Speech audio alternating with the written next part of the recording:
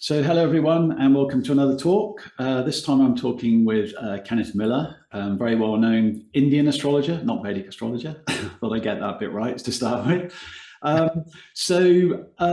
think just before I introduce Kenneth, I'd just like to say a few words about why I've asked Kenneth on today. So, I spend probably like a lot of people, I spend a lot of time on YouTube looking around to see what's out there. Obviously, Jyotish is quite an interesting part of the work I do, and I'm using it a lot. So I'm always looking online just to see who's doing what and who's talking about what. And I've come across Kenneth's talks quite a few times, and they're ones that I'll go back to and watch more than once, which is a little bit Wow. unusual. I tend to sort of I tend to be a bit, you know what it's like, your fingers pausing on the fast forward button all the time. But I think what's different about your approach, or you seem to be a little bit more thinking outside the box. Obviously, you have a good historical understanding of the subject as well. And I just find your sort of take on things are just particularly interesting for me. So, I sort of stray back to that. And then I thought, well, it'd be nice to get you on and have a chat with you. So again, thanks so much for taking the time out to do this. I really appreciate it. So I think Happy to do it.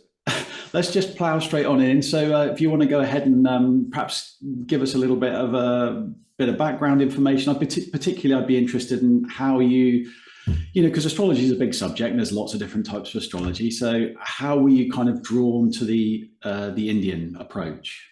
Sure. And if I drag on too long with this, just tell me and I'll wrap it up, because I usually don't, when I give presentations, I'm usually do not give a lot of my own background, because I figure if people are interested, they already know it, and people are there for whatever the topic is. So this is kind of different for me to like tell you my story. Okay. But it all started innocently when I was a little kid, and I guess it must have been my mother that introduced in the West, it's all, when you first hear about astrology, it's usually sun sign astrology. And back in the day when people read newspapers, there would be a column in the newspaper where it would give your like horoscope for the day based on the month you were, your sun sign. Mhm. And I don't know how early my earliest memory is sort of my mom reading mine. And then when I got old enough to read, I would read it myself. And also in America at the time, every year there would be these tiny little booklets that would be like the year ahead for Taurus, the year ahead for Gemini, sort of a sun sign little booklet. It would be at the supermarket, and it'd be like a quarter or something like that. Mom, buy this one.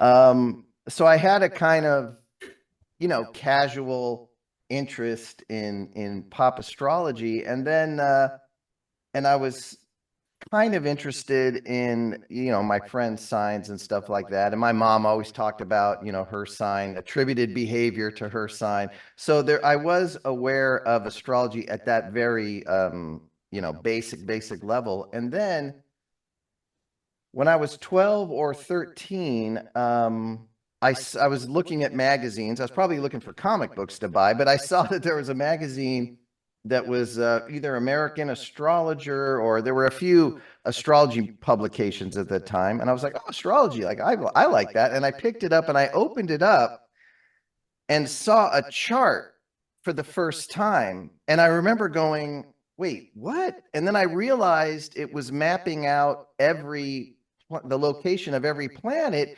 And my little 12 or 13-year-old brain was like, of course you would look at everything, not just the sun. Like, why didn't I think of that?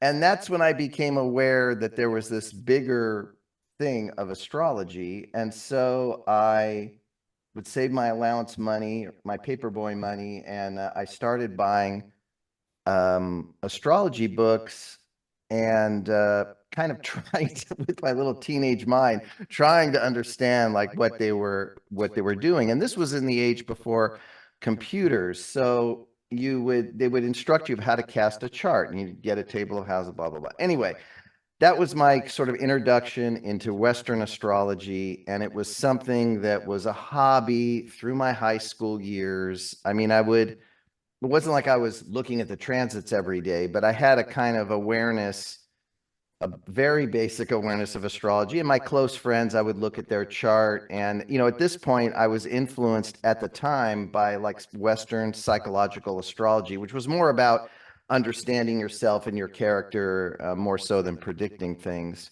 And so that's what I would do. And before I entered college, that like summer before college, I found a local teacher, Western astrology, and studied under her and got a little bit more like training on, predictive methods and how to like integrate stuff. But again, it was very much a hobby. I considered myself an armchair astrologer. In college, I would, cast charts for people, and I taught a couple of classes at local bookstores. And I just, I just had this love for astrology, but for some reason it didn't occur to me to like try to make a living at it. And at this time, I started hearing about Indian astrology. Now I was drawn to Indian philosophy, Hinduism, Buddhism. One of my majors in college was religious studies, and the emphasis was more on Eastern religions. But when I heard that they used a sidereal zodiac, I was like, well, that's crazy. Like that can't possibly work. So I just sort of like threw out Jyotish. Not that I really had any resources to it, but I just sort of had that prejudice against the sidereal zodiac. And it wasn't until many, many, many years later that I was on vacation in a town that I was like, I think there's like a Vedic astrologer in this town, and I keep hearing how wonderful the predictions are and how great it was. And this is like the mid 90s. This is like 1994, 1995. That's quite early, isn't it? That's quite early to find a Vedic astrologer. Yeah.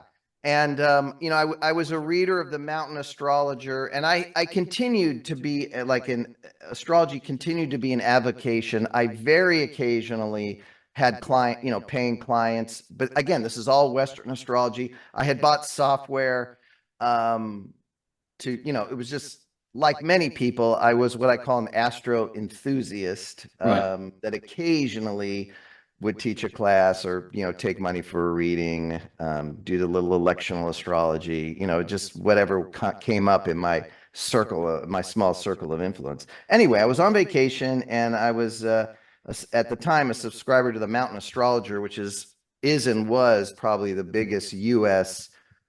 Magazine on astrology. And actually, I need to take that back. I think the popular astrology magazines were probably more popular. But anyway, if you were serious about astrology, you read the Mountain Astrologer. Very well known. Yeah, well known, probably amongst your viewers. And anyway, there was an ad for the Vedic astrologer. He was in the town that I was vacationing in. I called him up. I said, hey, I know it's short notice. I'm in town for a few days. He's like, yeah, I can give you a reading.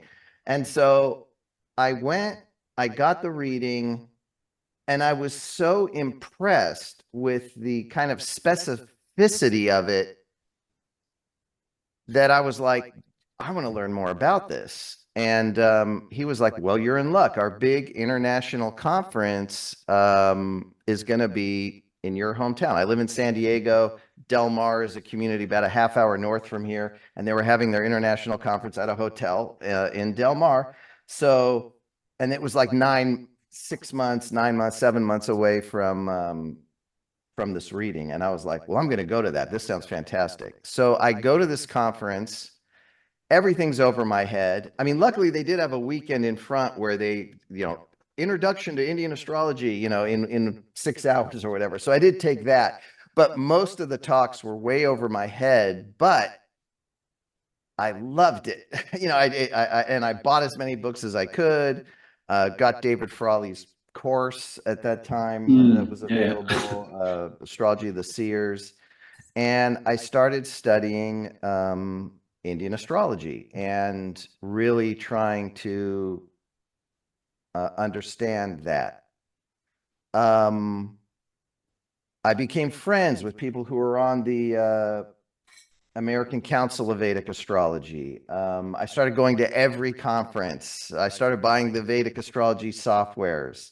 I eventually in the year 2000, my father passed away relatively suddenly from cancer. He was diagnosed with cancer and then passed away. And that created, I won't say a midlife crisis, but I was reevaluating what am I doing with my life. And it was at that point that I decided that I wanted to make a go of being an astrologer.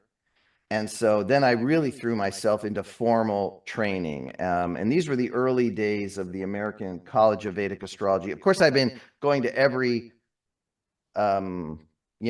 seminar and conference that was happening. And in those days, they were happening a couple times a year. It was really a golden age of being exposed to Vedic astrology in the US. I decided I'm going to, make a go of it. So I started fulfilling the requirements to get certified by the Council of Vedic Astrology, and got my level 1, and then got my, the second level. And just as I was hanging my shingle out to be a professional astrologer, I, for some reason, thought it would be a good idea to go back to school and get my master's in the history of astrology. So I did that, and got my master's, and fast forward to today, I've been, a consulting astrologer for, I used to say 15 years, but now I think we're approaching 2000. Yeah, we're approaching 20 years now. And so that's my long-winded story. No, not at all. It wasn't. I was okay. So in summary, I have a respect. I was never one of these people that was like, one's better than the other, or one's the true astrology. And especially when you get into the history, I mean, they just arise from these two different cultures.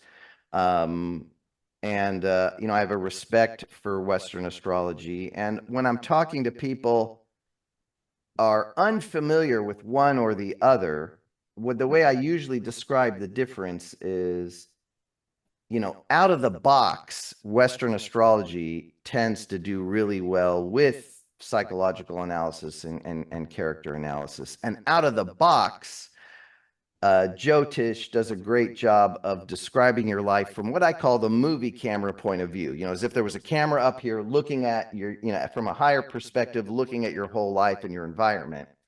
Although both astrologies can do both, you can do a great character analysis in Jyotish, and you can do, predictive work if you know that end of Western astrology. I think they both can do well. And what I tell my clients is, if you go to a good Western astrologer and then the next day see a good Jyotishi, what they tell you should overlap. It will be for different reasons. They'll attach it to different astrological things, but the info itself should overlap. And that's been my experience. So when you're looking at a chart, somebody comes in and says, okay, here's my chart, or gives you the birth data, you run up the chart, you look at it. Are you thinking primarily Indian astrology, or are you thinking kind of like primarily going back to Western roots, or are you just overlaying the two? Or, how would you approach it? What sort of mode are you mostly sort of set in? That is a great question. So I consider myself a pretty, I don't want to use the word traditional, but I do Indian astrology and a fairly traditional version of it, where I'm like following the rules. Like in my mind, I've learned a bunch of rules and I'm applying them to the chart. And when I look at the chart, I'm really just looking at it through the Jyotish lens. If someone asks me a question about their Western chart, or they're worried about they saw something on YouTube and now they're afraid of a Pluto transit somewhere in their chart, yeah. I will see what they're talking. I'll pull it up to see what they're talking about, and then I will try to explain it and hopefully diffuse the fear around it. But when people pay me money, the way I usually answer that question is, when people are paying me money, I'm doing a fairly traditional version of Indian astrology, of course, adapted to the modern world. But it is Indian astrology. And really the only time I pull in Western astrology is in the aforementioned example, or in relationship astrology, I will do a kind of an East-West version. And that's because of the cultural differences around relationship between India and the West, which I think we may segue into at some point. And then I'll look at the two people's charts in Jyotish, and I will look at the two people's charts using Western notions of synastry as well. And kind of, that's when I'll sort of like combine it all together. I mean, that's a huge amount to bite off. I mean, I struggle, I struggle just to interpret the Vedic one without trying to think. I mean, I've got a good friend of mine who's a Western astrologer, and she taught me, she was a brilliant teacher. I'm a terrible student, but she taught me how to calculate by hand, which I'm still not very good at. Yeah. And it gave me a great appreciation for the detail. You know, she literally does, I think maybe in the last 2 years, she's bought something like Solar Fire or something, but she used to do it all by hand, which is incredible. And they're very accurate. You know, she's just got a knack for working it out, but it gave me a good appreciation of the system. However, I understand very little about Western astrology. I mean, I don't, when I look at the charts, it's all gobbledygook to me. It's just wheel with lines and everything's aspecting everything. And another thing that I always, that comes up in my mind, and this isn't a criticism, it's just for somebody who knows nothing about Western looking through the window, whenever I see anything to do with Western astrology, one of the first things that's sort of out of the box are the sort of trans-Saturnians. They're talking about Uranus, Neptune, Pluto, and I'm thinking, well, these things are so, I mean, they're so far from the sun. They're so, you know, you can't even see them with the naked eye. So I'm just wondering, how has that gained so much emphasis in the chart? Why has that become such a focal point for people? Or am I making is that the wrong observation? No, I mean, while I said I love both, maybe I didn't. While I said it, well, I will now say I love both forms of astrology. They're not without criticism, and there are bad Western astrologers, there are bad Jyotishis. I mean, they're just, it's like any profession. So I'm going to give you my opinion. That's really all that matters, since you have me on your show. And I, by no means want to offend any listener. I mean, there are people that really feel that Uranus, Neptune, and Pluto are heavy influences that are like obviously active in the chart. Now, the issue is, as astrology has gotten the rise of what I call the astro enthusiast, the astro hobbyist, who's just sort of casually looking at charts, maybe goes to their local astrology club meetings and stuff like that. They're not necessarily, quote unquote, a good technical, that was the word I was looking for before, good technical astrologer. And when you're dealing with these slow moving bodies, Pluto is, according to the rules of Western astrology, let's just grab an ephemeris here. And it's going to be transiting over a point for a couple of months or longer if it's moving slow. These things sometimes move faster, sometimes they move slow. And so if you take a 1 degree orb, you've got a 3, 4, 5 month period of time. And does anything bad happen in 4 or 5 months in the typical person's life? Yes. Can I now attribute that bad thing to the Pluto? So I think some of it just arises from, we like to blame things, human beings. We like to, this isn't just some random occurrence. It's like, it's a Pluto transit, or it's Pluto's influence. And so I think sometimes it's just sloppy astrology that you're witnessing with these things. I've done a deep dive into the history of Pluto. I don't know if any of those talks are accessible on YouTube or anything, but that's been a personal interest to me, because you have Pluto being discovered, and then in the 60s and very early 70s, you have consulting astrologers who are like, you know what? I'm not sure this has an influence. And then in modern times, if you were to talk to a younger astrologer now, they would like swear on people's lives that it has an influence. It's such a and the transition from it not having an influence to having a heavy influence is kind of a fascinating story, and it involves certain books being published and people reading those books, and that sets the tone for how to interpret these things, and then the culture kind of adopts it.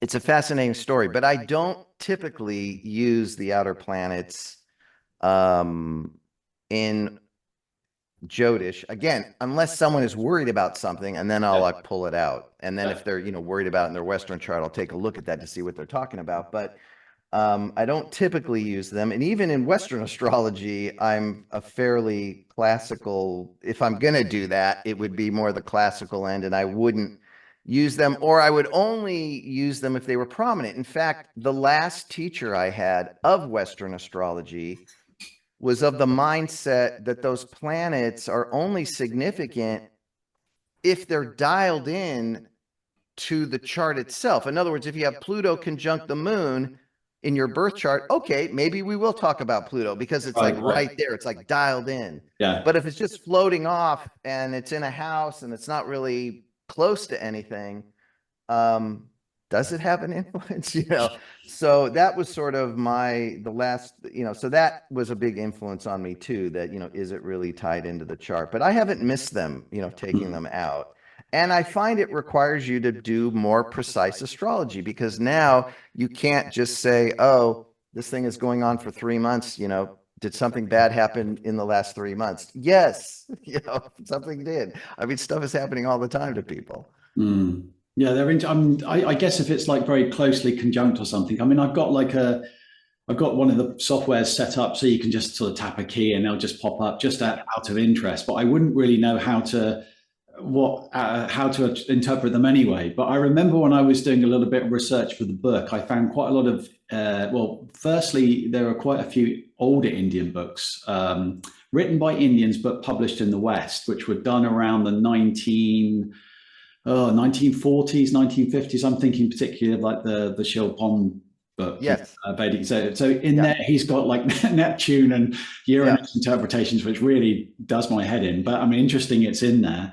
And the other thing I was trying to think, I wonder if these are kind of a little bit, you read them a little bit like the Upagrahas. They're sort of like shadows, or they're sort of hanging around, or if they're very closely conjunct something, they might make an impact. And then as I was sort of reading up on it, there was even some scholars that were sort of trying to equate these to, I think there's some passages in Mahabharata or something, like Bhima's death or something. They talk about these like Swetagraha and Shayanagraha, all these sort of missing planets. And I wonder whether they were making observations, because I think Uranus is actually visible, isn't it? At some point, if you've got really good eyesight and you know where to look, it might just be on the edge of like human visual acuity or whatever. But it may be that, I don't know. I'm just sort of throwing that out there as a point of interest. Do you see any connection between? I am skeptical of those kind of historical claims. Well, first of all, I don't need it.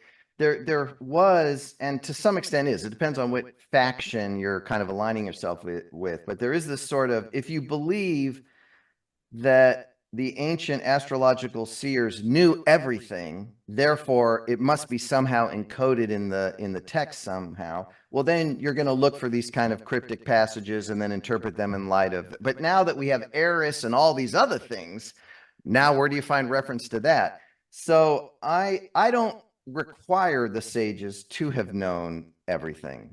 All they needed to know was enough to help us find liberation. And to your point, I was actually, now this is going back almost 20 years, so I don't know if it's still the case, but I was at an Indian temple in London, or just outside of London, where the Navagraha section, they had in the temple space, they had the planets, Navagraha, 9 planets. They had the Navagraha set up, and they had like pasted the word Neptune over Ketu and Pluto over Rahu.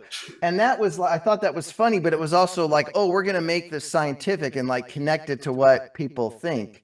Right. And it just illustrated to me that whoever like thought to do that, or thought that that was a good thing, clearly didn't really know what the nodes were, or even how they operated in the sky, which brings me back to learning to do a chart by hand, I think, is is a good skill, even though quote unquote we don't need it. But God forbid something happens and we lose access to computers, we're going to be glad there are a few people that can still do that with the tools at hand, because but by doing that, you also kind of learn the rhythm of the planets, how long. I'll have people, even with the nodes, they'll just say things about them. They'll make some sweeping, oh, your node is here, there in the sign, therefore it means, you're this kind of person or that kind of person. I'm like, wait, do you realize it's there for 18 months? And what you're saying probably applies to almost everyone in your graduating class. Were they all the same in this regard? So I think knowing some of the astronomy basics just helps you with your astrology and saves you from embarrassment, making like overgeneralizations of things that just apply to a bunch of people at the same time. I'd sort of probably the double whammy in there as well. Somebody recommended to me right at the beginning when I was studying, they said, it's a good idea to just go out every night in the dark under the skies and just try and start identifying stuff and figuring out where stuff is. And that taught me so much, literally just taking the dog for a walk every night and spending half an hour looking at the sky. And you sort of become familiar through the seasons, watching the sort of North Star, and then the stuff rotating around it. And then it just sort of builds up a good awareness of where things are spatially, because I think that's something you don't get, or you tend to forget.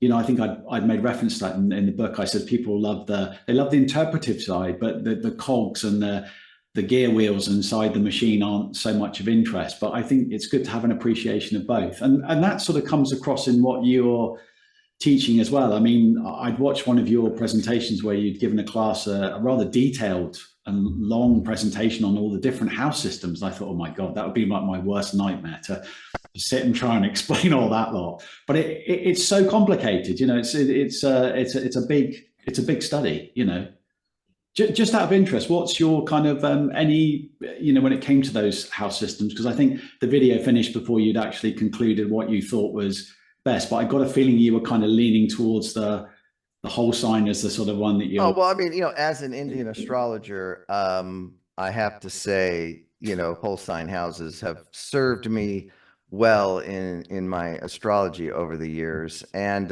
when I was a Western astrologer, I used the equal house system, which basically you just take the ascendant. Actually, it's not that different than systems approach. It's the ascendant degree becomes the significant demarcation for the different houses. And then you make note of the midheaven, but it, it kind of floats around depending on the latitude of the person. So of the person's birth. So that's what I settled on. And I started, my first, learning from books. And then my first teacher, I learned the Placidus house system, but I didn't know that was what it was called. And I didn't know that it was one system among many. When I was taught it, it was just, this is how you cast a chart, and you get a table of houses and you do the math and you figure this out and you figure out the cusps. And it was just presented as, this is what you do. And then as when I think went to college and I was reading, more sophisticated astrology books,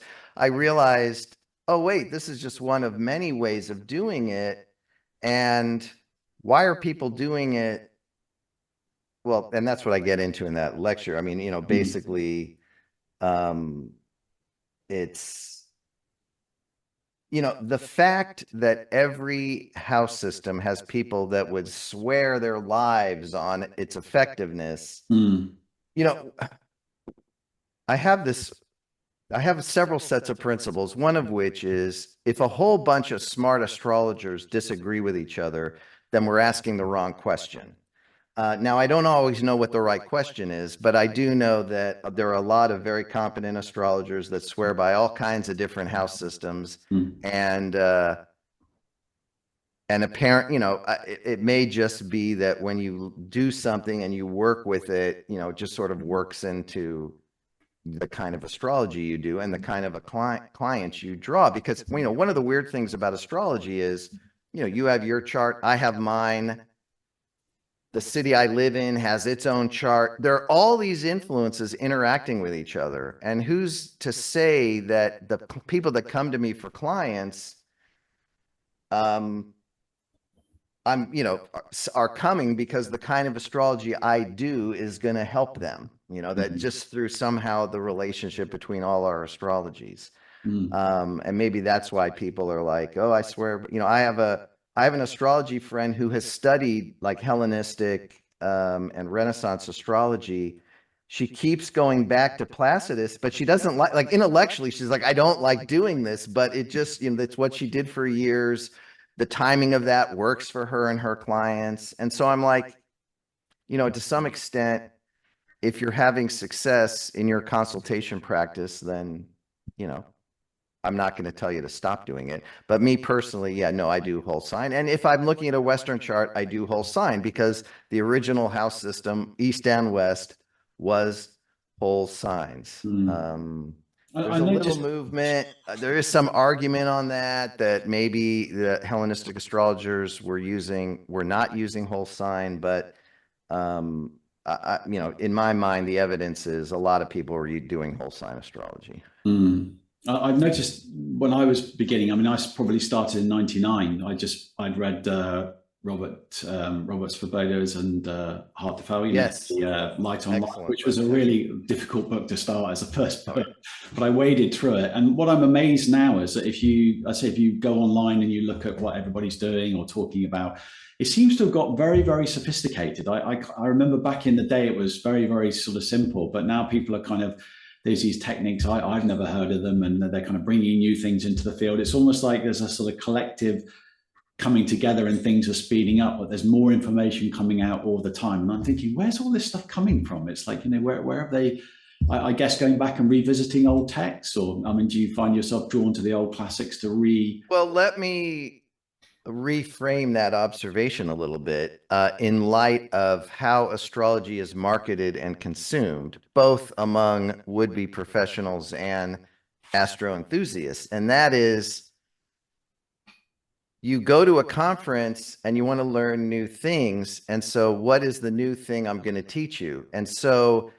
part of, I think, the drive for all these techniques is that's what people want to pay for to learn. Therefore, they're not going to come back and hear you talk about the same thing. So if you're a lecturing astrologer and you constantly need to be creating new material, you're going to be scouring the texts for obscure techniques. And then with today's modern research tools, you can very easily find example charts that will work with that technique.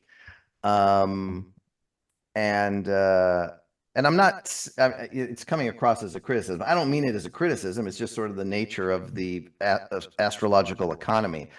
So I see a more mundane, I guess, cause for the rise of all these different techniques. And having computers to calculate certainly makes a lot of things easier.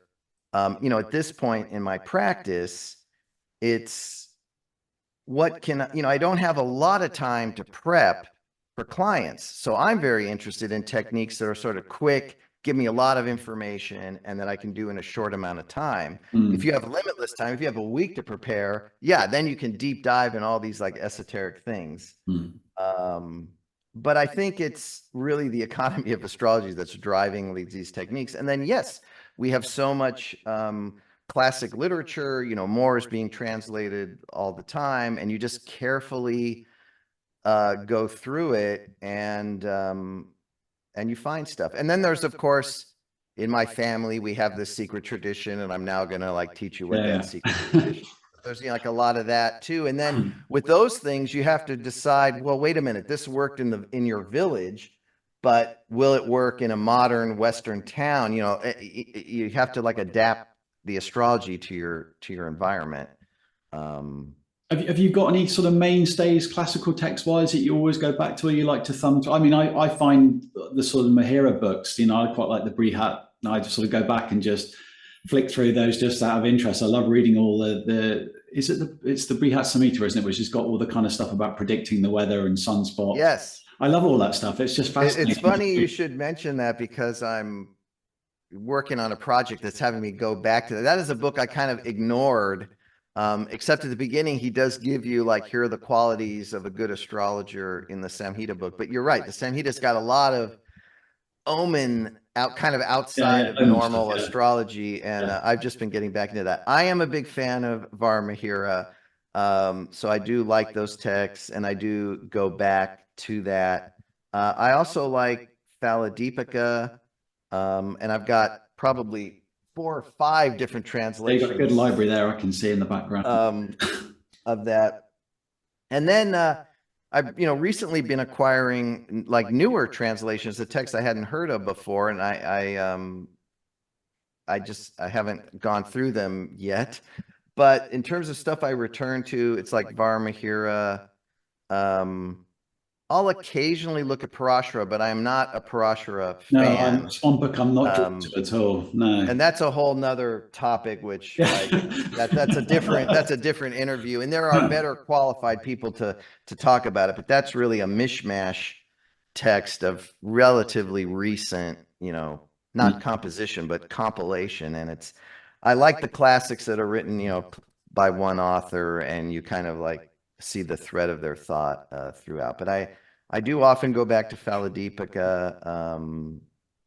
I don't know why. Maybe I have good synastry with the author, and that's something I tell my students because they're always like, "Oh, what beginner books do you recommend?" And I do have ones I recommend, but of course they spoke to me. I don't know if they're going to speak to, my students, or that they're going to connect with the author the way I did. So I always tell people, if you can, of course, it's harder now that as bookstores are disappearing. Hopefully it's better in your neck of the woods. But it used to be you could kind of like, okay, I'll thumb through it, and does this speak, or at a conference, thumb through the books and see if one's. I think if you get on like Internet Archive, they've got there's so many books that have been scanned now into PDF. So that's another. It's great for research. If you want to find something quickly, you can just type in a keyword and then it'll get. I will say I am a fan, and I'm always on the lookout for early 20th century and late 19th century. And if I can get before that, even better, but I haven't been. Jyotish books written by Indians in English. Right. Okay. Because it represents an astrology that's a form of Indian astrology that's a little more inclusive. It's not so like anti-Western. They're just as happy if something seems like logical and can be borrowed.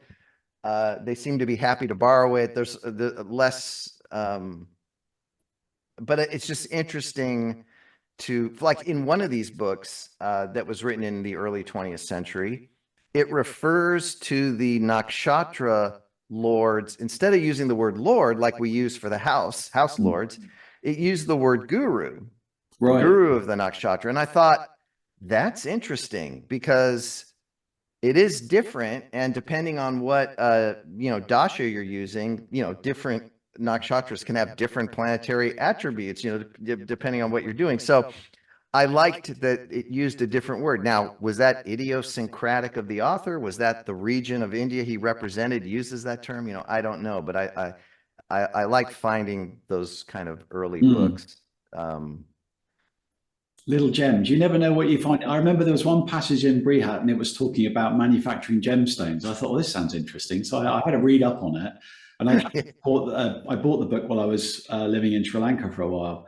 And I was there on a project that was doing kind of mineral processing. It was another topic, but I got talking to one of the guys at the factory, and he sort of said, "Oh yeah." He said it's quite a well-known thing. They'll mine certain types of rock on the island, and then just by heat treatment, you can bring out all the colors. You can actually So essentially, what was something that would be thrown away as just like a piece of quartz or something, with the right kind of heat treatment, mixing, soaking it in different juices, and then putting it inside of steel cylinders or metal cylinders and heating up super hot, they suddenly turn blue like a sapphire. Yeah. So, it's all there. So it was like, I thought, oh my God, this is like really real then. So you can really manufacture these things. So it just shows a really early understanding of chemistry and, how these guys the level of detail that they've gone into. It's sort of fascinating. So I began to get interested in the weather stuff then. I thought, I wonder if you're really, looking at sunspots and the weather. It just makes you how much more there is to discover on that. So yes.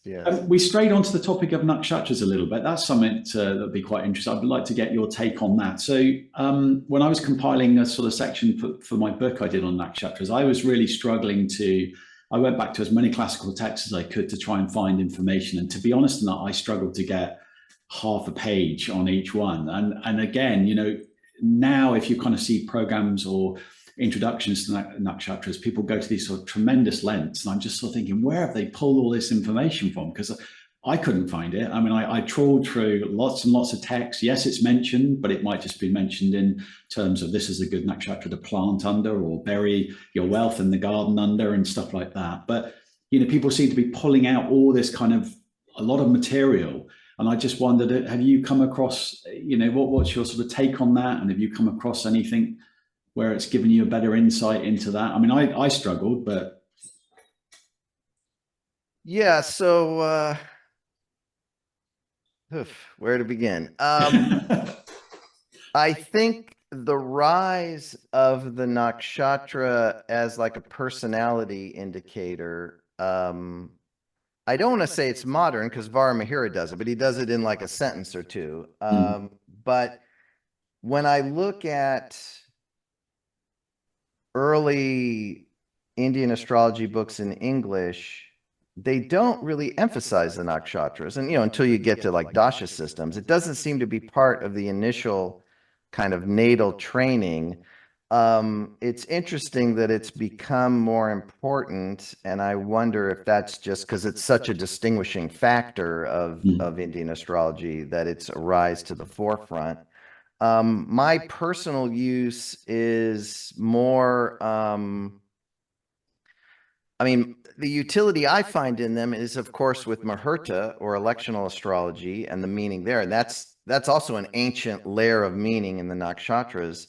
But I find, well, to answer your question, I don't know. I don't know the answer of where they're getting all this like personality information. But what I have noticed is I have found later, and won't embarrass anyone on this show, but I have found later authors copying earlier authors. I mean, almost word for word. And so it did occur to me like, oh, I should go back to the chain and see what the earliest published work was. And if that person's still alive, just ask them, where did you get this from? Because apparently like everyone loved it and they're like literally copying your out of print book. So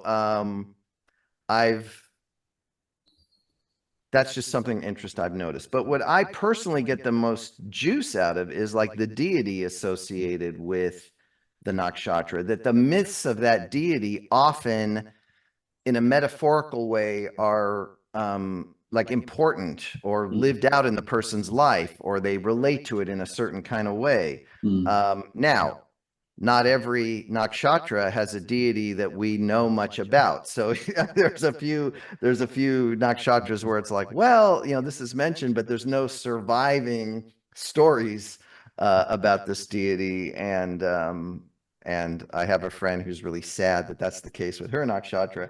But most of the nakshatras, do have a Vedic deity, and you can go back and get information on that. And that's where I find it most useful. I noticed in Sri Lanka, like most of the doctors will wear like navaratnas, or they'll wear, an associated gemstone, but they're like really interested in their birth nakshatra, what the nakshatra of the moon was tenanting at birth. And they tend to think of, like we think of ourselves as, oh, I'm an Aries, I'm a Taurus. They think of themselves as, I'm a Chitra, I'm an Aslesha or something.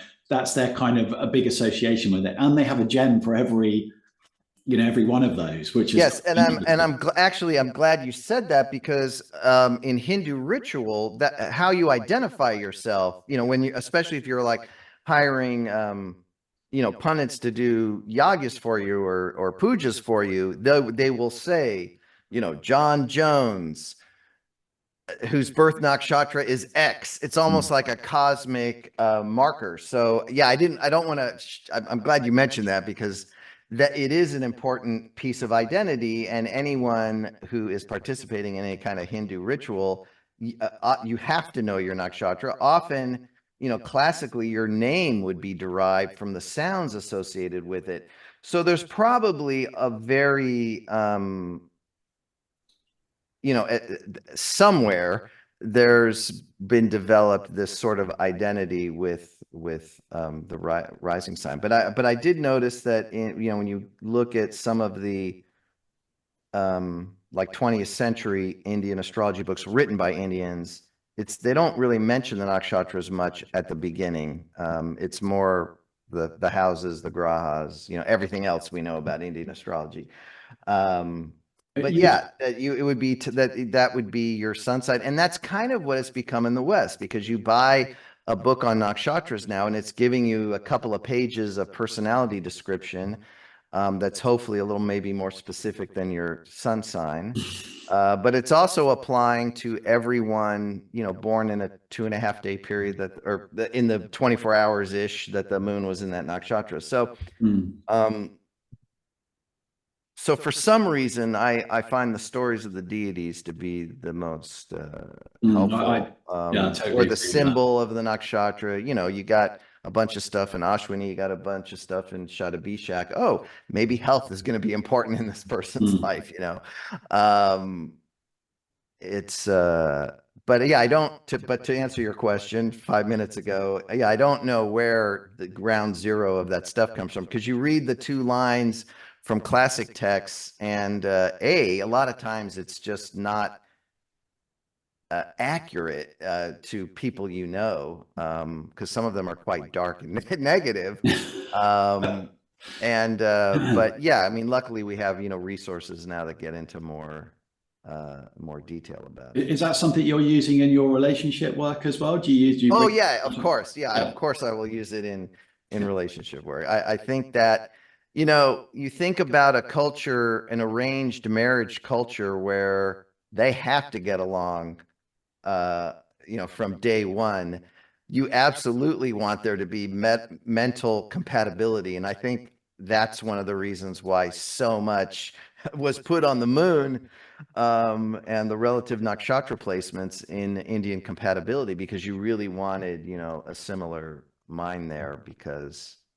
And what sort of percentage of people that come for relationship astrology? And so, for instance, have people naturally paired? Do you find a lot of relationships are quite compatible, or are they kind of incompatible and you're trying to reconcile that? Or so that's a great question. I find that if someone's in a relationship and it's lasted more than a few weeks, there's obviously going to be factors in there that support compatibility. And I will tell them, sometimes I'll get an inquiry like, oh, I've started dating this person, I want you to look at their chart. And I go, well, how long have you been dating them? A week. And I said, you know what? Save your money. If you're still dating them in a month, call me, because it could flame out. And the reason why I do that is a very prominent Western astrologer, Robert Hand. I was at a conference, and there was a luncheon at this conference where the speakers sat with the normal people. And back then I was, one of the normal people, one of the fans. I wasn't even at his table, but I was adjacent to his table, and I heard someone say, they must have been talking about relationship astrology, and in his booming voice, he said something to the effect of, the single most important astrological factor I have found for the success of relationships is, and then everyone got quiet, long dramatic pause, emotional maturity. And I have found that to be the case. I have seen charts that on paper are wonderfully compatible, but if one or the other is not emotionally mature, it kind of doesn't matter. It will get sabotaged and it will blown up. And likewise, I have seen charts that are not so great on paper, but because of where they are in life and the level of emotional maturity, they're able to make it work. Now, the job of the astrologer would be, at least in our culture, would be, what possible problems do I see? How do you approach that? Just more awareness makes you more aware, and you can deal with it. If you know that your partner needs periodic times of solitude, you don't have to take that personally, like they're rejecting you. You can blame that on the planet in the 12th house or whatever. So I find that it can increase awareness around relationships, and it can help you navigate. But I've seen, high CUDA points fail. I've seen low CUDA points be successful for 15, 20 years. So I think there is to intimacy more than just astrology, but I think astrology can really inform what's happening, and particularly difficult periods, especially if you can see that in a prognostication, in a dasha or a transit or a combination, and you can say, hey, it's tense now, but just wait a couple of months, you guys will work it through. And then oh, there's light at the end of the tunnel. Yeah, we can wait. In our culture, it's so easy to divorce or break up. It doesn't take much. So it's and that different, system's very sort of culturally different as well, isn't it? So Indian, they'll have, there's lots of different priorities. I know a good friend of mine, he's a Brahmin, and his son was getting married. I mean, the criteria for what they were expecting was completely not nothing that would be high on our list. So I guess that's probably where you're using like a Western astrology to do like a more of a psychological profile. Yeah, and to kind of complement, because you can, at the end of the day, the Kuda system, the Kuda point system is, moon compatibility, mental, emotional, however you look at the moon, it's compatibility. Very important for essential strangers who are meeting for the first time. And actually, I used to do that. I used to look, male or female, any client that came to me, I used to look at our CUDA points just to see, are we going to connect easily, moon to moon, or do I need to really be careful how I language things? Because they're, the thing, I don't do that anymore. But I remember in the early days, I would look at that and then kind of be aware that, oh, this will be an easy one because we have compatible moons. And if it was like, oh, we have discompatible moons, I would be very, I'd check in frequently to make sure I was understood and, proceed slightly different with the reading. But where was I going with this? I think in the West, I've seen poorly compatible moons work in long-term relationships because they have other things that bind the relationship together. Maybe it's a hobby, maybe it's a value that, even though they approach the world very differently, they have like very similar religious values, so there are other things that can bind you together in a relationship. But I think mental compatibility is important. I wouldn't choose, but there are, you do run across couples who are like, oh yeah, we're really different from each other, but we really love each other and we have these common interests, and that's the glue that keeps it together. Interesting. In my opinion, I think. One thing I wanted to just talk a little bit with you, and something you discussed on one or two of your previous interviews, was the ayanamsa. So that's something that really did interest me. When I was in Sri Lanka, I studied with a chap there, and he sort of introduced me to it, and it was something I'd never thought about before. When you install your software, it's just automatically by default, and you don't even think about it again. But having explained to me a little bit more what was involved, I got quite interested in it. And I remember in one of your talks, you were talking quite a lot about this, and I thought it's unusual to hear a Indian Vedic. I know you like the term Indian rather than Vedic astrologer, and perhaps you can go into that as well. That's an interesting story. But it's interesting you brought that subject up, because I don't hear very many people ever broach it. Now, it's difficult, isn't it? Because obviously, if we kind of acknowledge that and get into that topic, then it starts to, what you're doing is you're essentially wobbling the pillar that everything is resting on. So that's probably why it's not a popular topic. But I'd love to hear any insights that you've sort of come to over the years and how you've kind of integrated it into your work. Sure. Yeah.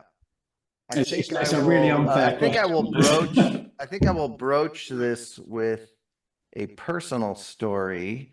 But beforehand, let's just, so ayanamsa, for those that don't know, although probably your audience, they all know, it's the beginning of the sidereal zodiac. And, if I'm speaking in front of, or many people, if they're speaking in front of an uneducated crowd, you just say, oh yes, we start with the first star of Aries, and the zodiac is divided, it's based on the stars. But the fact is, that's not exactly true. The sidereal zodiac starts somewhere between the constellation of Pisces and the constellation of Aries. Aries constellation is very small and Pisces constellation is quite large, and there's a space in between. Somewhere in there, maybe once upon a time, there was a bright star. And my understanding is that many of the ephemeris and pachang makers of the 19th and early 20th century, they used a certain distance past the last star of Pisces, and that Zeta Pisces would be the last star in Pisces. So a certain distance from that, and that began the sidereal zodiac. And what happened is, by the time of India's independence, there were a lot of different publishers publishing using different ayanamsas. And so holidays were being celebrated at different points in the country. And the new Republic of India knew that we need to get everyone on the same page. We can't have Diwali celebrated all over the map, all over the year, depending on these different ayanamsas. So they put a committee together. And, I'm not really doing justice to the story because I just it's very, very good, very clear. So they put a committee together. The head of that committee was a guy named Lahiri. And they decided that Bright Star Spica was going to be mark the 180-degree point of the sidereal zodiac. It's close to the ecliptic. And so they thought, yeah, we'll start it there. And so that is the Lahiri ayanamsha. It is the official ayanamsha of India, of the Indian government. And most Indian astrologers use Lahiri because everything now is like published according to Lahiri. It's the default in software, probably their teacher. In the West, it's a joke. What house system do you use? Oh, the one my teacher taught me. That's like kind of the joke. If your teacher used equal, that's what you learn. That's what you use. If they did Placidus, that's what you do, blah, blah, blah. And it's the same, with ayanamsha. Most people use Lahiri, but there are a lot of astrologers who are like, no, that's not quite right. We need to adjust it a little bit, a few minutes this way or that way. Sometimes it's like 6 minutes. Sometimes it's a degree. You have Jayan Basha's ayanamsha is like 50 minutes, I think, off of Lahiri. And there's, different ones. When I was getting into Indian astrology and I became aware of this problem, it disturbed me because it affects a lot of calculations and it affects the start time of different dasha sequences, depending on what you're looking at. And in my chart, I've got a planet that will change house with very little change to Lahiri. And so I was like, well, what makes sense? Is it in this house or that house? And I could make a case for either placement. But it felt like it was not in the Lahiri house. If I modify Lahiri a few minutes and it goes into the other house, that seemed to be more accurate. And I met a Indian saint who was also an astrologer, and I can't remember his name. He's no longer with us, but he lived to like 110 or something like that. Anyway, one of these happy, glowing health. You thought he was 65, 70, not over 100. But anyway, my group that I was traveling with, and I just said, I didn't mention ayanamsha. I just said, hey, some ayanamshas put my planet here, this planet here, some put it there. What's your opinion, Saint? And he was like, oh, it's there. And so I was like, oh, okay, I need to modify Lahiri a little bit to like get results. But James Kelleher, very prominent American Indian astrologer who I had the pleasure of studying under, and I do consider him one of my teachers, he said to me, you know what, pick an ayanamsha that you can be comfortable with, stick with it, and it will work for you. And I have found that, at least in my case, to be the case, because I do use an ayanamsha that's slightly off of Lahiri, and I have to explain that to all my clients when they come to me, and I say, the timing of what I say may be different than the last Vedic astrology person you saw, and it's because I use this slightly different thing. I find that my the timings I use do work for my clients. So hopefully it will also, work for you. I can't explain it. I'm not saying one is better than the other. In fact, when I teach Vedic astrology, I don't force people to adopt my weirdo ayanamsha. They want to use Lahiri or they want to use whatever. That's fine. I let them find their way. Now there are people who are like, oh, I did this, it wasn't as accurate, I did that, blah blah blah. Yeah, I found that when I do things in Lahiri, it's quote not as accurate for me. But I know plenty of my teachers use Lahiri and they're doing a bang up job with their clients. So again, it's sort of like the house system. It is a mystery. You can get into it, you can split hairs, but I think, if you're of a scientific mindset and you're like running a bunch of calculations and statistically looking at things, yeah, do that. And if Lahiri is the solution at the end of that process, adhere to it. Otherwise, I just couldn't live with Lahiri because the technology of measuring things in the 50s is not as sophisticated as it is now. So that something would be slightly off, and life isn't neat. And the fact that, we're just going to make Spica the 180-degree point. Yeah. Really?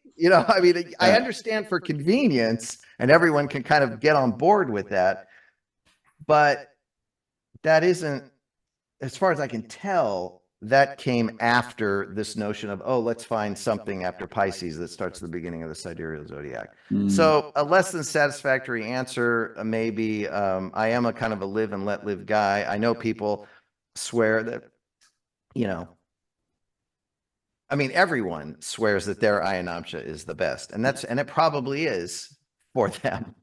And when I go to astrologers, I am happy to accept whatever ayanamsha they're using. And yes, that moves a planet of mine back into another house. That's fine. I let them do their thing. Yeah, you've got to feel confident, haven't you? Otherwise, if you don't feel confident about what you're doing, then yeah. I was thinking also in terms of, when I was I had to go into a little bit of astronomy to really understand this. And then you kind of understand that most stars are kind of binary, sometimes trinary. So when you look at a point of light, it's actually not one star, it's three.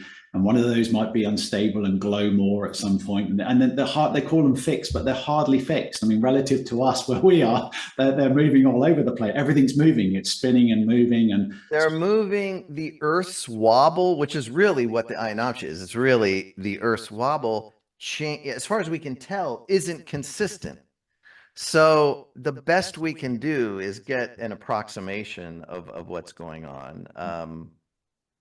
And certain things happen to the Earth that slightly alter the way it's wobbling and spinning. And so that affects the ayanamsha. The tilt is changing over time as well, pointing to different North Stars. And yeah, amazing. It's an amazing topic. I got interested in it because of these guys that are doing a lot of this archaeoastronomy, so they'll kind of look at where stars were at certain times, like this idea about the star chambers and the pyramids point to certain constellations, and that would give you an idea about when it was. It's just something that interested me as an aside to this as well, and I got more interested in it as a sort of the ayanamsha that I settled on. One of the reasons I justified it to myself was a Western Indian astrologer had look to the future. In other words, when in the next few hundred years, a major star lining up with the first day of spring. And he came up with an ayanamsha that was slightly different than Lahiri. And at the same time, I was exposed to a Swami in India through a completely different rationale, adjusted the ayanamsha, and both of these people had arrived at practically the same point. And I thought, wow, when do two astrologers agree about something? That's rare. For completely different reasons, they emerged at this thing. And so I adopted it, and it just wow, this works so well in my life. Please let it work for my clients.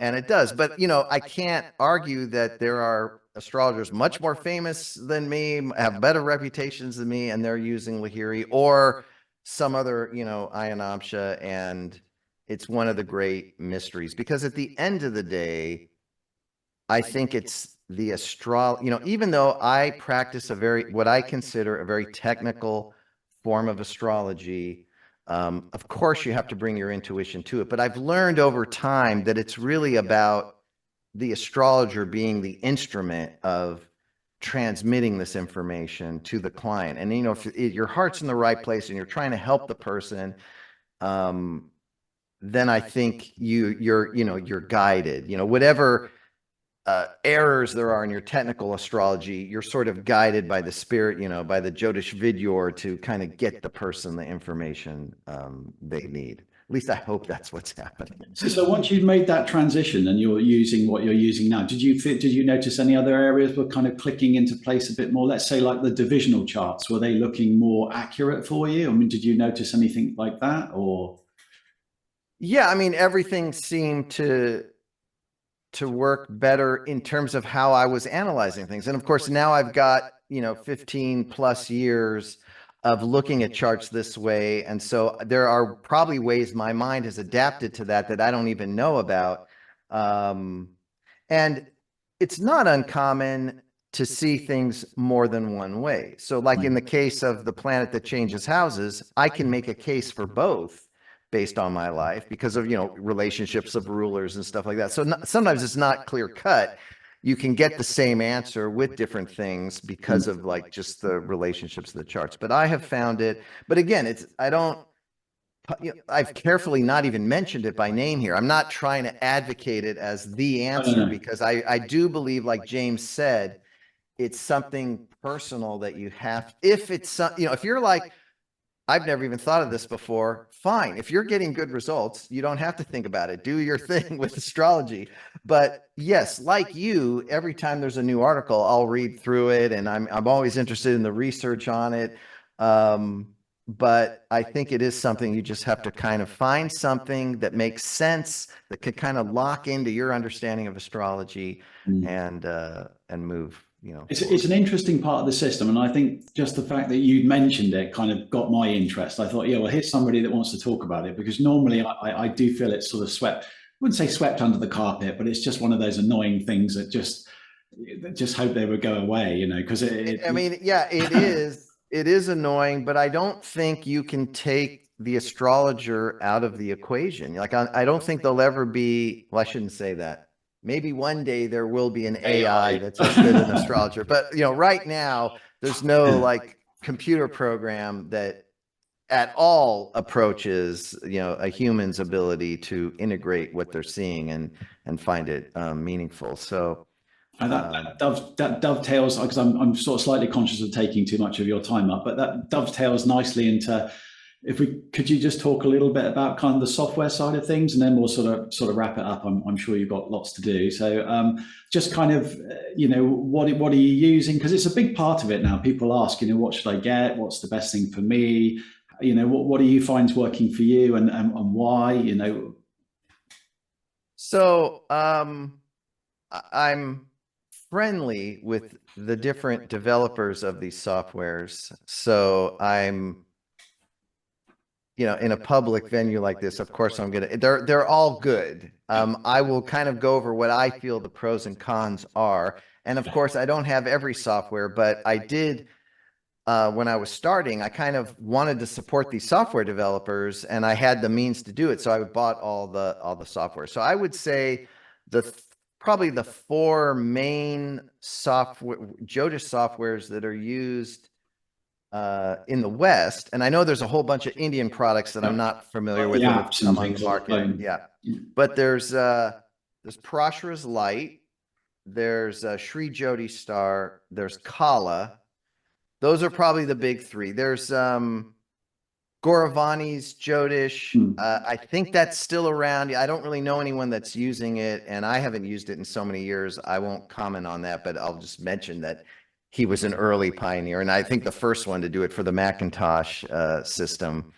So there's that. That's the one that's it's graphically very interesting. It's very interesting, yeah. And he has little round planets and stuff you can have on there and stuff. It's visually quite beautiful, and that's so I won't be mentioning that just because I haven't used it in so long. But I would say the big three are the Kala, Parashara's Light, Sri Jyoti Star, and of course there's a freeware software that a lot of people use because it's free called Jhora. is the Yeah, I know a that lot one. of people download that. And there's just the caution with that is you need to sort of double check the database of places, make sure the longitude and latitude is right, make sure the time change info is, hasn't been updated in a while. But, if you just don't want to spend any money, it's a very sophisticated piece of software with maybe too many features to confuse the beginner, but you can take your time with it and learn it, and it's free. If you're a Western astrologer wanting to dip your toe into Indian astrology, you probably already have software that will work. The latest versions of Solar Fire and the latest versions of, let me just look here. What's the other one called? I'm not really familiar with the Western software, so yeah. The other big one have like a Vedic page, an Indian astrology page. And just as a side note, I use the word Indian astrology because it's the astrology of all India beyond just Hindus, and the Hindus find the Vedas sacred, but the Buddhists don't, and the Jains don't, but they're all doing this astrology. So I call it Indian astrology. Now, someone said, well, why don't you just call it Jyotish? Well, yes, but until recently, most Western people didn't know what that word meant. But yes, we can call it Jyotish. I like Indian astrology. I find it more neutral than Vedic astrology. And plus, is there astrology in the Vedas? Yes. Can you learn astrology from the Vedas? No. I mean, it's like saying, is there astrology in the Bible? Yes. Can you teach yourself astrology from the Bible? No. So I just that's a find good it way to look at it. I like that. value neutral to call it Indian astrology. And so 99 times out of 10, that is the word I'm using. Okay, back to the software. So I think Prashra's Lite, which has a Macintosh version and a PC version, if you want a Mac native version, Prashra's Lite is great. It's drop-down menus, very easy to navigate through. It's fairly easy to put things on a page that you want. Michiel, the programmer, he's very dedicated to astrology and just a nice guy overall. I mean, they're all nice. These people that have like kind of dedicated their lives to the software of astrology. But it's a lot. It was a favorite of a lot. It's still a favorite of a lot of astrologers because it's just very easy to use, but very feature rich. And it's on PC and Mac, but he does have a Mac native version, which is nice. It doesn't require a platform to run. It's not like, no, it says it'll just run. It's native. It's native. Yeah. And if you've got both, like I do, if you call and they'll work out a discount where you can get a version for each. So, so that one, a lot of people like, and I would say as a new person, it's easy to navigate. Sri Jyotish Star by Andrew is a very sophisticated piece of software. What I love about that software is he's constantly updating it, and it pays to like click are there updates available, because several times a year there will be an update, and if someone suggests a little feature, he may like incorporate that into the new thing. And I don't know any developer that like stays on top of it as much, so I really respect him doing that. There is a larger learning curve, I think, with Sri Jyotish Star. I remember Andrew once did like a week-long seminar of how to use his software. Yes, it can take a week to learn all the features. So, I mean, it does a lot, and there's a lot in there, and it's a bit idiosyncratic in terms of how you find things. But if you have the patience, and it will do things that you don't even know you want to do yet, but both Prashra's Lite and Sri Jyotish Star will like grow with your practice. And as you learn a new technique, you'll find it, buried in the software somewhere, probably, so you don't have to do it by hand. It's also a favorite of many professional astrologers, and you'll often see them using it. If you don't change the kind of greenish, bluish background. It's very easy to recognize when you see people giving It's got that lectures. really, I really like that function in there where he overlays the circle chart over the top of the North Indian chart. And it's Yes. very easy to see where planets are changing sort of signs and houses. That's a really nice feature. I don't think anyone else does that. He's got but all these softwares have like dedicated pages for either Prajna, Horary, or Muhurta electional astrology, and like kind of pull all those features together for you. And both of them will do page design and stuff like that. The third software, Kala, is probably the easiest to use as a beginner. But I would say, and I've known Ernst for years. I mean, he used to live in Southern California when I was first starting my journey, and I took some classes with him, and we would discuss ayanamsa a lot in those early days. Like an enormous ayanamsa selection, isn't it? Yeah, he's got every ayanamsa known to man. Yeah, the broadest. He just includes it all.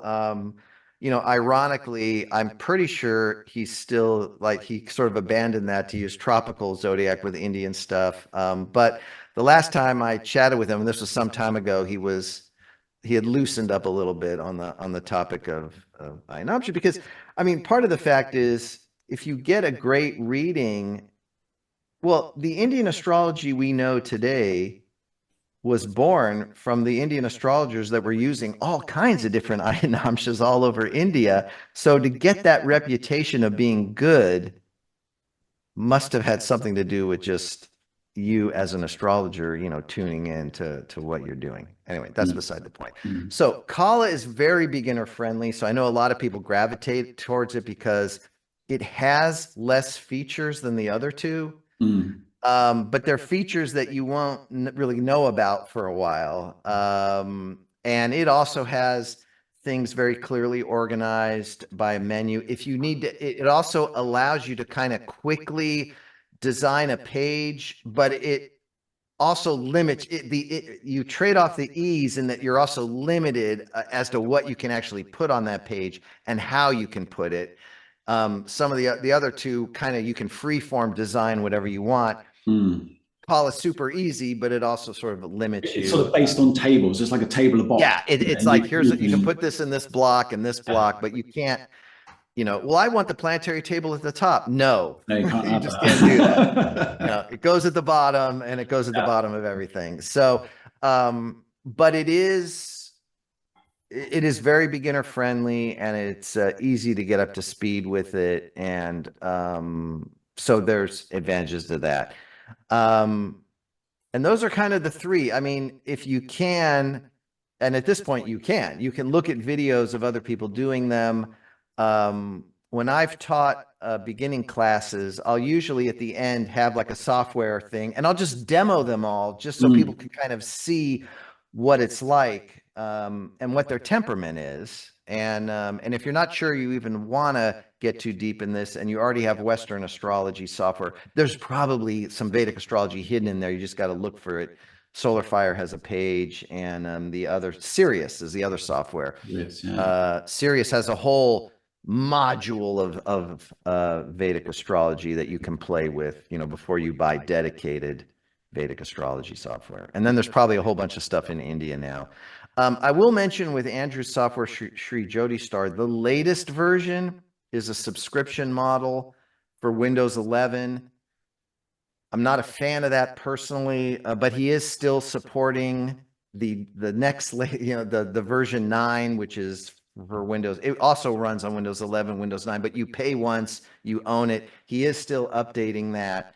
Oh, so it's just like an ongoing yearly installment or something for it now. But yeah, what he calls version 10, it's like a monthly subscription. Right. And it only works in Windows 11, whereas his other software, you can get to work on a Mac, but yeah, you need to overlay like Crosstalk or Play on Mac, or those of you that have a Mac, there are things you can parallels, there are things you can do to kind of create a little Windows environment, and Sri Jyotish Star will work on it. Kala may work like that. I don't know. I've never tried loading it on a Mac, but it may also No, run. I'm only PC, so I don't really, I haven't had an experience on the Macintosh Yeah, side. PC gives you the most range of astrological softwares. That's why I could never go to Mac, because just there's like everything is PC. I should just say, just for listeners as well, there's another couple of ones I might add to that. Obviously, there's the Hayden's Jyotish, which is a very, very simple Yes. software, but that's basically a good sort of beginner's Yep. level. And I use myself, I found a really good one for the phone, which works on Android, and I think it works on Mac as well, which is, I should know the name off by heart, but I've momentarily forgotten it. Jyotish Tools Plus, which is about $20. It's very cheap. You can set your own ayanamsa up in there. It's very basic. It doesn't show you a huge amount of things, but I've just found, again, like you were saying with the other chap, good developer. He's quite friendly. He gets back to you, and he does do additions. So there's another. I find that quite useful. I used to use that. Are you on an Android phone or Android phone? Yeah. Okay, so I'm also on Android, and there's something called Jyotish app. It's absolutely free. Okay. And it does a shocking number of things. It also allows you to customize the ayanamsa if you want. I mean, it gives you a few, but then if you've got your own weirdo one, you can enter that. But it is, I can't believe how sophisticated it is, and it's free. I mean, you can make a donation if you find it as enchanting as I have. Yeah. But it's just like a labor of love, and he's constantly updating it, adding features. There's an ephemeris feature. There's all kinds of electional stuff. What was it called again? Just Jyotish charts. It's called Jyotish app, and the symbol is this little blue thing. Oh, I got it. Yeah. Yeah. I think I've seen that. Well, I'll put when I go back through this and edit it, I'll put up all the links for everybody's software, so people feel free to visit and check these things out. I mean, the quality is pretty good across the board now, and I find they're all good. And it comes down to user preference, right? I mean, you probably find one for one sort of job and one for another sort of job. It all comes down to user preference, and of course, whatever you settle with, you will master, and then that'll be your favorite one. And other softwares will seem awkward and weird because they're putting things in different places. I mean, I think at this point they're all sort of priced at the same, in terms of the big three we talked about. Yeah. I'm glad I forgot about Hayden's Jyotish, and that has been around forever, and that is a nice little piece of software. I find when I'm teaching, students really like that, because obviously they've I think in his printout or readouts for the individual charts, he's incorporated stuff from James Braha's book, and of course it sort of gives you like a mini reading, and people feel soothed when they see that. I think, oh, it's talking about me. So so that's another benefit, particularly for student level. That's a good piece of software. So just before we finish up, how do people get in contact with you? How do they, what are you doing in the way of readings or teaching, or, give us all your... Yes. So I'll give you my website in a minute, at which probably the easiest way to get there is simply Kenneth, D as in daylight, Miller.com. That'll take you to my branded website, which is Celestial Intelligencer, but that's a big mouthful. But if you do KennethDMiller.com, it will take you there. You can also search my name, Kenneth Miller Astrology, and stuff will pop up. But in my website, you can sign up to be on the newsletter. I don't actually do a newsletter. I very rarely email people, so you will definitely not get spammed. Okay. I am going to be teaching a class in the fall on beginning astrology, and I've got a few other intermediate classes that will follow. I am a consulting astrologer, so yes, people come to me for readings, and you can read about that on the website. And do you do teaching sort of one-to-one if somebody comes? Oh yes, I do tutoring. Yes, absolutely. Yeah. Okay. So unless you want to learn something that I know nothing about, and then I'm transparent about it. But yes, I have done a one-on-one tutoring, and that can be very rewarding if the person's ready for that. Yeah. And I highly recommend, I'll put the links under, but check out some of your videos that you've done. Particularly, there's some really good ones where you did the astrology podcast with Chris Brennan. They're really amazing, really, really interesting to listen to. So I'll put a few links underneath. Please visit and check out Kenneth's work. He's amazing. So Thank you for Again, I having me appreciate and all the it. kind words you've said. This was really great. And for those of you that haven't read Andrew's book, I have used it in my classes before. So you know, on how not to do astrology.